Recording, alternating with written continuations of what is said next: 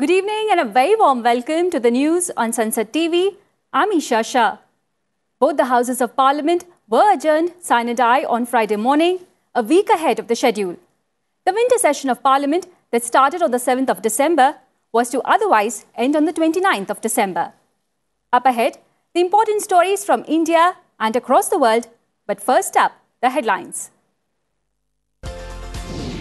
Winter session of Parliament adjourned sine die. Rajya Sabha records productivity of 102%. Lok Sabha achieves 97%. 7 bills cleared by Lok Sabha, 9 by Rajya Sabha. Union Health Minister holds discussions with state health ministers on COVID situation.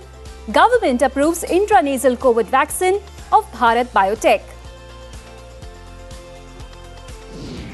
In a tragic road accident in Sikkim, 16 soldiers lose their lives as an army truck falls into a ditch.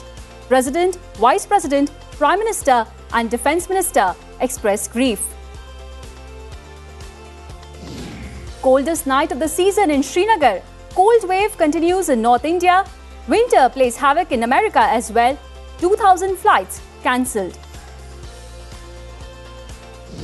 And Sam Curran becomes the most expensive player in IPL history. Punjab Kings buy him for 18.5 crore rupees. In the Mirpur Test, India take a first innings lead of 87 runs.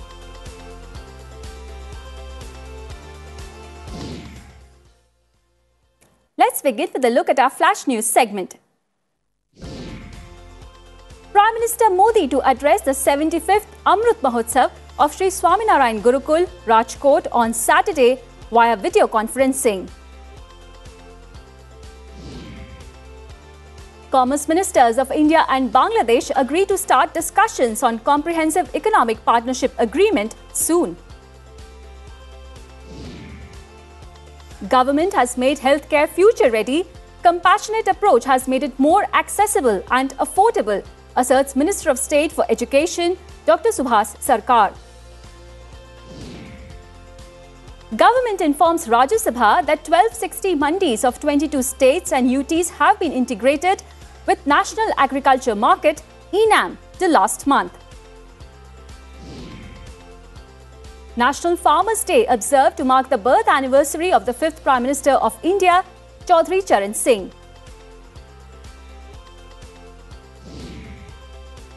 Paying tributes, Defence Minister Rajnath Singh says Chaudhry Charan Singh strengthened the weaker sections of society.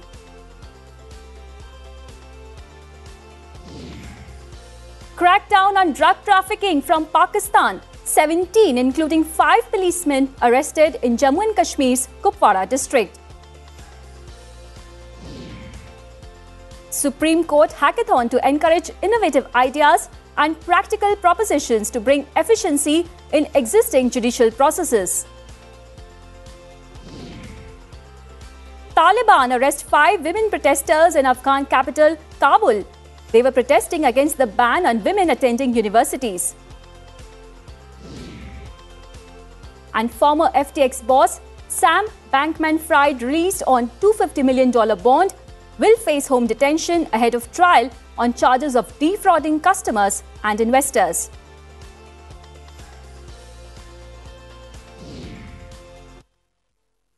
Our top story today is from the winter session of Parliament.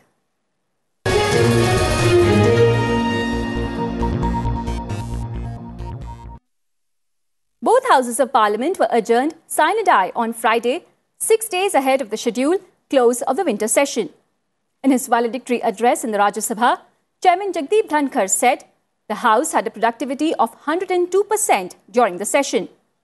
The House held 13 sittings, totaling 64 hours and 50 minutes.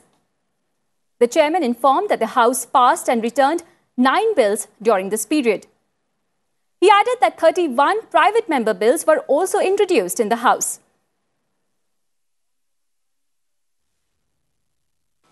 Honourable members, statistical evaluation sounds encouraging. 13 sittings, functional time 64 hours and 50 minutes against the total scheduled time of 63 hours and 26 minutes. Productivity 102%.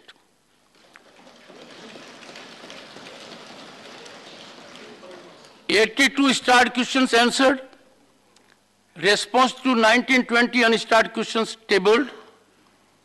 9 bills passed returned after 20-hour discussion with 160 members' participation. The House traversed the Wildlife Protection Amendment Bill 2022, the Energy Conservation Amendment Bill 2022, 3 bills relating to the Constitution, Scheduled Castes and Scheduled Tribes Orders Amendment, the New Delhi International Arbitration Center Amendment Bill, the Maritime Anti-Piracy Amendments Bill, 31 private members' bills introduction was effected. 0 hour, there were 106 submissions, 205 special mentions. 36 reports were presented before the House by 8 department-related parliamentary standing committees. 3-hour short duration discussion on global warming and remedial steps, in which 17 honorable members participated. The chairman also said that 1 hour 46 minutes were wasted due to disruption. The winter session of Parliament started on the 7th of this month.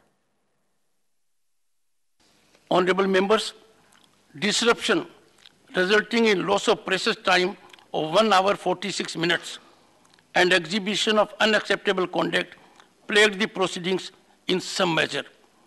Disruption as expression mechanism is antithetical to grace, decorum, and sublimity of this solemn platform. The fallout is invariably negative as it generates disillusionment, disappointment, helplessness, and hopelessness in the people. I urge all of you to deeply reflect and seek reality check of the people on our performance. Honorable members, this platform calls for high degree of accountability for its use. Minimum expectation is that expression has to be with responsibility and authenticity. This is not a place for free fall of information not authenticated. This wholesome principle was in breach on some occasions, and the concerned honorable members have been called upon by me to take steps which are yet to be taken. I express my deep sense of gratitude to Honorable Deputy Chairman, who afforded valuable suggestions and guidance and exemplified the highest standards of parliamentary practices. The panel of vice chairpersons also rendered able assistance. The Secretary General and his team performed commendably in a committed manner. I take this opportunity to extend my greetings to you and your family members on Christmas, English New Year, Sankranti, Pongal, Lohri, and many other festivals that dot various regions of our country. Honorable members, this brief session was marked with display of wit, sarcasm, humor, and intellect. I hope to experience more of it with greater indulgence from experienced members. Thank you. Jai Hind. Adjourning the winter session of Lok Sabha, Speaker Om Birla said the productivity of the lower house in this session was 97%. The House held 13 sittings and passed 7 bills, including the supplementary demands for grants and the Maritime Anti-Piracy Bill. ये सत्र 7 दिसंबर 2022 को आरंभ हुआ था। इस सत्र के दौरान कुल 13 बैठकें हुए, जो 68 घंटे 42 मिनट तक चली है। सभा के चालू सत्र की कार्य उत्पादकता लगभग 97% रही है। सत्र के आरंभ में सदन के एक नए माननीय सदस्य श्रीमती डिम्पल यादव ने दिनांक 12 दिसंबर 2022 को सदस्यता की शपथ ली। इस सत्र में महत्वपूर्ण वित्तीय और विधायी कार्यों का निपटान किया गया। वर्ष 2022-23 के लिए अनुदानों की अनुपूरक मांगों का पहला बैच, वर्ष 2019-2020 के लिए अतिरिक्त अनुदानों की मांगों डिमांड फॉर एक्सचेंज पर 10 घंटे 53 मिनट तक चर्चा चली। The Lok Sabha Speaker said that there was consensus among floor leaders of all parties to cut short the winter session of Parliament. The winter session was scheduled to conclude on the 29th of December. Let's listen in. ये जो सत्र भी जो जल्दी समाप्त हुआ है, उसी में बिजनेस एडवाइजरी कमेटी के सभी दलों की सहमति थी और बिजनेस एडवाइजरी कमेटी के अंदर सभी दलों की सहमति से इसको जल्दी समापन किया है। Rajya Sabha Chairman Jagdeep Dhankar on Friday clarified his comments on UPA Chairperson Sonia Gandhi's delegitimized judiciary remark. He asserted that he would have abdicated his oath and failed in his constitutional obligation had he not reacted. The Rajya Sabha Chairman also said he made a subdued response to Gandhi's remark in the upper house after massive homework, and it could not have been more moderated and reflective of the highest level. From this chair, I cannot emanate any perception or reflection without being in highest order of care, caution, and decorum. I therefore sought the exact draft of it. After going through the draft, I gathered that the reflections imparted by me in my capacity as chairman of this august house on December 8 came for inappropriate reflections. I have, honorable members, diluted my stance to the maximum level. I would invite your attention to get your guidance and wisdom on what troubled me. My attention has been drawn to a statement imparted by the Honorable Chairperson of the UP on 21st December 2022 mentioning, I quote, and you'll appreciate I could not have personally compromised my dignity more than I did in my subdued response. And what was said was, quote, a troubling new development is the calculated attempt underway to delegitimize the judiciary. That's her perception, I have nothing to say. Ministers and even a high constitutional authority have been enlisted, mark the word, enlisted, to making speeches attacking the judiciary on various grounds, unquote.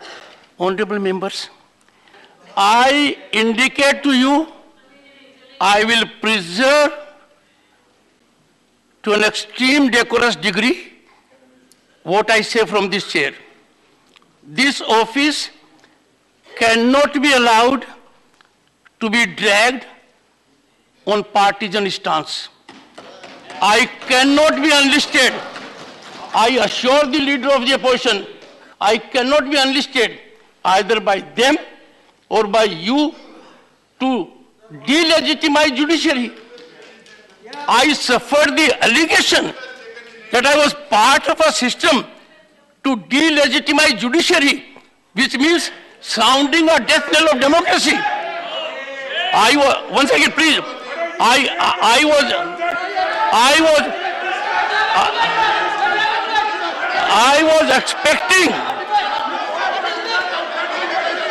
was expecting the honorable members to appreciate my subdued response.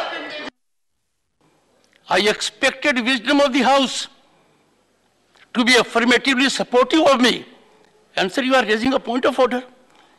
I am not making reflection on what has been said outside.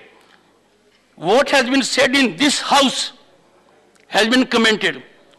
Every word that I spoke on that particular day, I have been extremely alive, and I can assure the honorable members, I engaged into massive homework, got in touch with everyone who knows the subject, interacted with the past Secretary Generals, and then concluded that I will be abdicating my oath.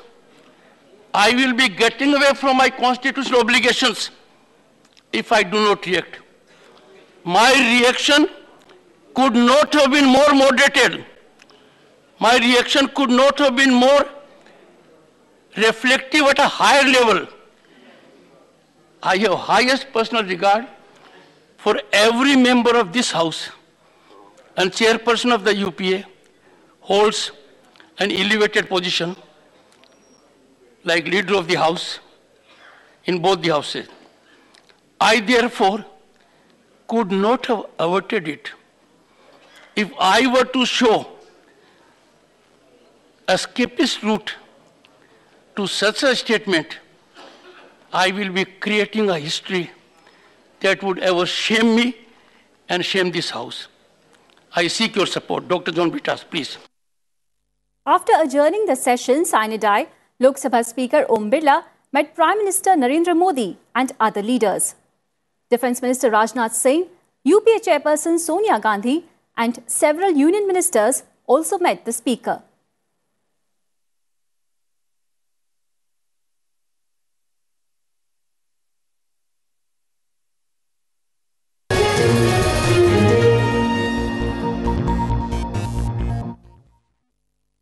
Moving on now, Union Health Minister Mansukh Mandavia said that the centre and states need to work together in a collaborative spirit for COVID prevention and management, as it was done in the previous surges. The Health Minister reviewed public health preparedness and progress of vaccination for management of COVID-19. He interacted with state health ministers and senior officials in view of recent rise in cases globally. He urged the states to follow the strategy of test, track, treat, vaccinate and adherence to COVID-appropriate behavior. He also advised the states to strengthen the surveillance system, ramp up testing and ensure readiness of hospital infrastructure. The Health Minister also asked the states to strengthen the surveillance system for whole genome sequencing of positive case samples to track any new variants. The Health Ministry has directed all states and UTs to test, track, treat and vaccinate and focus on wearing masks and social distancing, keeping in mind the upcoming festivals and New Year celebrations. The government has granted approval to Bharat Biotech's intranasal COVID vaccine for booster dose. The vaccine has been approved for those aged 18 years and above. It will now be available in private hospitals for a booster dose in the initial phase and can be administered as a precaution dose to adults who have been vaccinated with 2 doses of either Covishield or Covaxin. The intranasal vaccine is likely to be rolled out in the National COVID Vaccination Programme soon. The nasal vaccine had received approval of the Drugs Controller General of India in November for restricted use in an emergency situation for those above 18 as a heterologous booster dose. The Civil Aviation Ministry has issued guidelines for random testing of COVID-19 for 2% of incoming international passengers beginning Saturday. The ministry said that crew members of airlines will have to bring such identified passengers to the testing facility at the airport. The airport operators would create necessary infrastructure to facilitate random testing. After the random testing, the passenger has to furnish the correct contact and address details to the airport health officers. In case any such travellers are tested positive, their samples should be sent for genetic testing at the designated labs. Now, in a tragic accident, an army truck fell into a gorge in Zema in North Sikkim. 16 Indian Army personnel, including 3 junior commissioned officers, were killed in the mishap. The army said that the truck was part of a 3-vehicle convoy that skidded down a steep slope while negotiating a sharp turn. The army said that a rescue mission was immediately launched and 4 injured soldiers were air evacuated. President Murmu expressed anguish over the loss of lives of army personnel and offered heartfelt condolences to the families of the deceased. Vice President Dhankar, in a message, expressed his deep grief over the incident. He also prayed for the early recovery of the injured. Prime Minister Modi paid condolences to the bereaved families and hoped for speedy recovery of the injured. Defence Minister Rajnath Singh said he is deeply pained over the loss of lives of the personnel and the nation is grateful for their service. And time now for a very short break in the bulletin. Lots more coming up on the other side. Do stay tuned.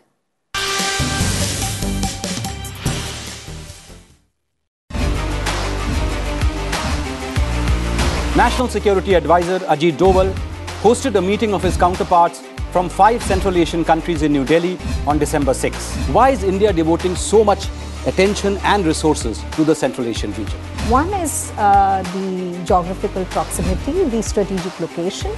The second is the resource-rich country. The third dimension is the security dimensions. The digital highway and information technology, there is a lot of effort to have some kind of joint ventures between Indian software companies and Central Asian companies.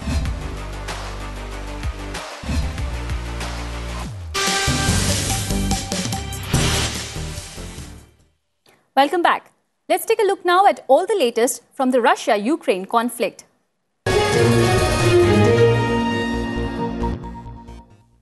Russian President Putin said on Thursday that he intends to sign a decree on Russia's response to a Western oil price cap next Monday or Tuesday. He said that these are precautionary measures as there was no individual damage to Russia or Russian economy. On the 5th of December, the G7, European Union and Australia imposed a $60 per barrel price cap on Russia. Putin also called the pipeline blasts on Nord Stream as state terrorism and said that it was beneficial to those who are interested in gas supplies via Ukraine. Russian President Putin also said that the Patriot air defense that the US is supplying to Ukraine is an old weapons system that Russia would be able to counter. He said that it did not work like Russia's S-300 system. Putin stated that Russia wants an end to the war in Ukraine and all armed conflicts end with diplomatic negotiations. Ukrainian President Zelensky released a video on Friday morning from his office in Kiev upon his return from the United States. Zelensky appeared at his working table, saying that Ukraine continues to work towards victory. Zelensky landed in Poland on Thursday while traveling back to Ukraine, according to information he posted on social media. A video showed him being greeted by Polish officials after getting off an airplane. He also met with the Polish president. The footage showed the two embracing and holding a meeting. Meanwhile, Kremlin's spokesperson has rejected a peace plan that Ukraine is reportedly working on, saying Moscow had not been made aware of it. He said that no resolution can succeed without taking into account the realities of today, adding that any conflict ends at a negotiation table. He also claimed that significant headway had been made towards the demilitarization of Ukraine. And let's take a look now at some more news from across the globe.